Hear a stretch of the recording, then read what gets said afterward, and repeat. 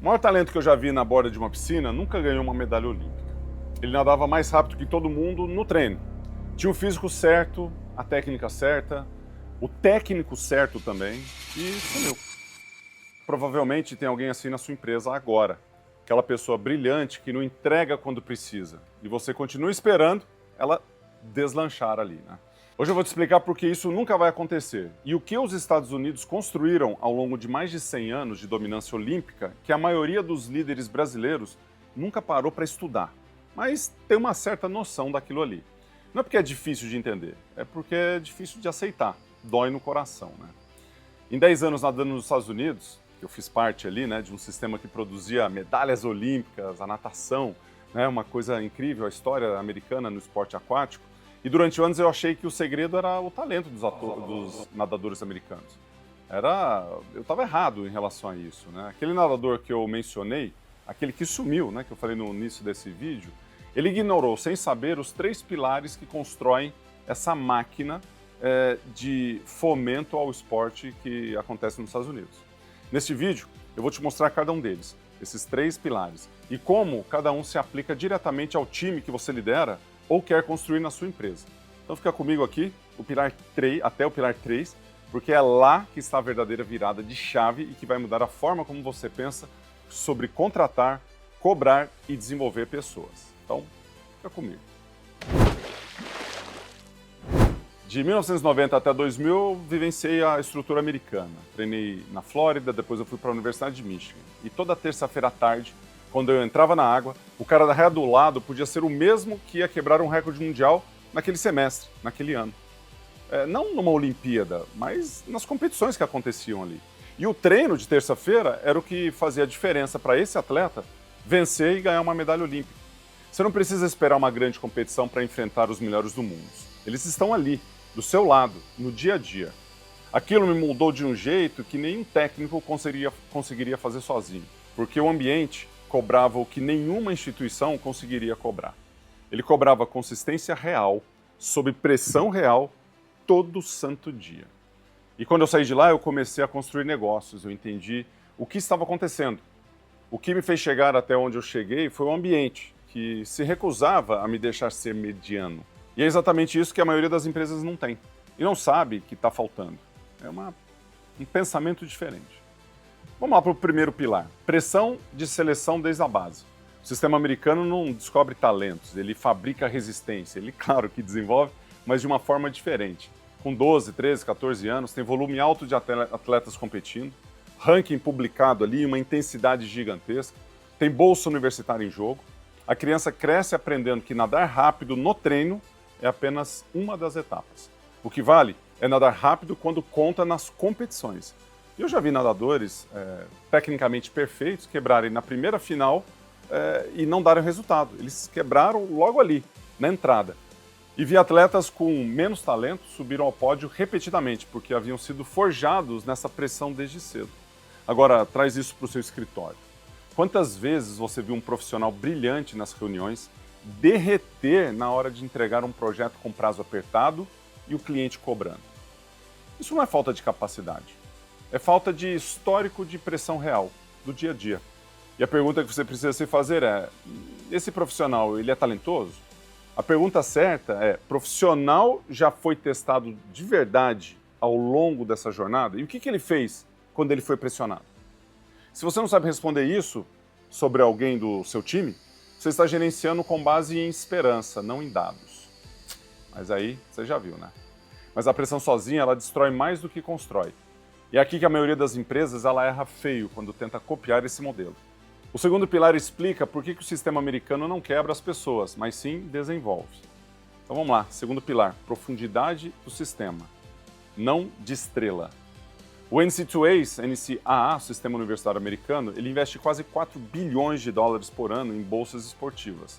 Mas o dinheiro não é só o ponto aqui, né? O ponto é o que esse dinheiro compra, o que ele é investido. Tempo de desenvolvimento de alto nível sem pressão de resultado imediato. Vou repetir. Tempo de desenvolvimento de alto nível sem pressão de resultado imediato. Eu vi isso de perto, participando desse sistema. E depois eu vi de fora, acompanhando meu filho nadando também por Michigan.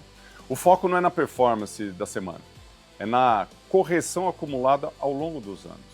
Cada treino tem um objetivo técnico específico, cada competição é um diagnóstico e não uma sentença.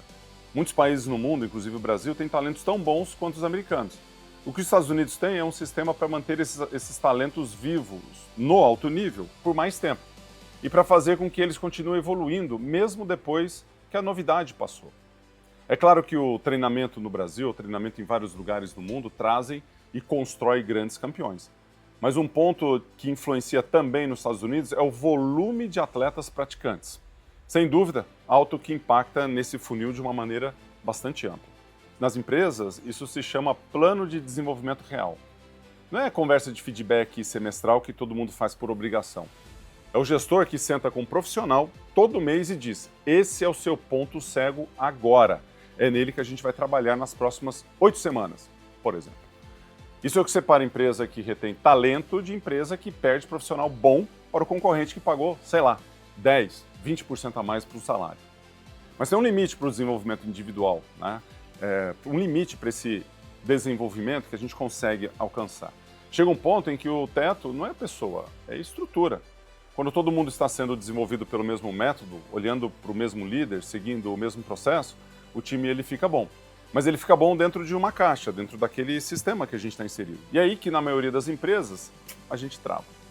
O terceiro pilar ele quebra essa caixa. E é também o que mais contraria o instinto de quem lidera, das lideranças em si. O terceiro pilar é esse que mais contraria o instinto de quem está construindo um time. O sistema americano ele não tem um único centro de excelência. Tem dezenas, centenas. Michigan compete contra Stanford, Stanford compete contra Texas.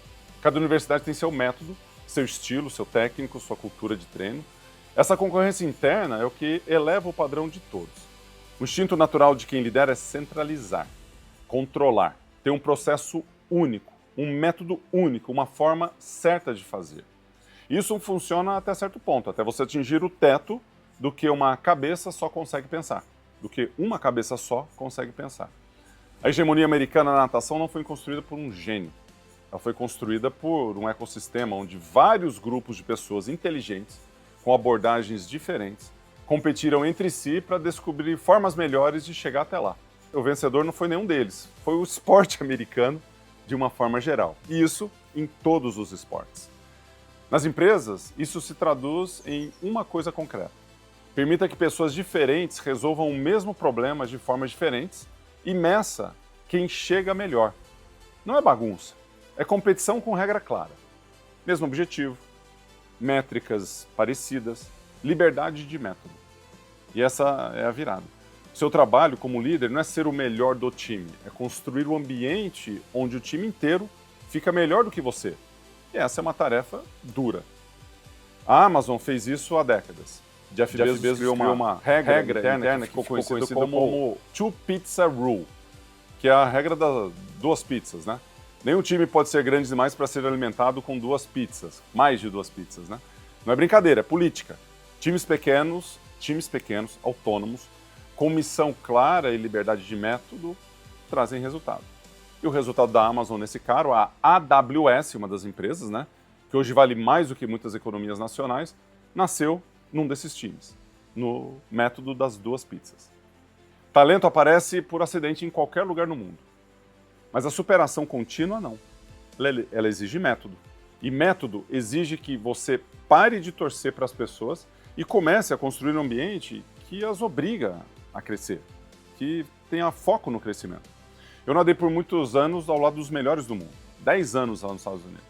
E a única coisa que me separa daquele nadador que cresceu, que teve resultado, daquele que desapareceu sem ganhar uma única medalha, não foi meu físico. Foi o que eu fiz quando o ambiente ficou desconfortável. Claro que o físico importa, né? Mas o ambiente, quando ele fica desconfortável, ele separa os atletas, separa as pessoas. A pergunta que fica, né? O ambiente que você está construindo hoje está tornando o desconforto inevitável ou está deixando as pessoas escolherem o caminho mais fácil? Se esse vídeo mudou alguma coisa no seu pensar, na forma como você enxerga o teu time, o teu resultado, coloca aqui nos comentários quais dos 3 pilares está, no seu ponto de vista, mais fraco ou que precisa de desenvolvimento na sua empresa. coloca um comentário aqui, que eu vou dar uma olhada neles e eu vou responder cada um. E se você quiser se aprofundar nisso, se inscreva aqui no canal, deixe o seu like e o próximo vídeo vai direto para um dos pilares essenciais desta prática. Vem comigo, hein? E se quiser me seguir nos canais no Instagram, @gustavo.borges, lá eu posto bastidores, performance e falo muito sobre produtividade e o modelo mental do atleta de alto rendimento, o modelo mental do líder de sucesso. Boas braçadas, vem comigo.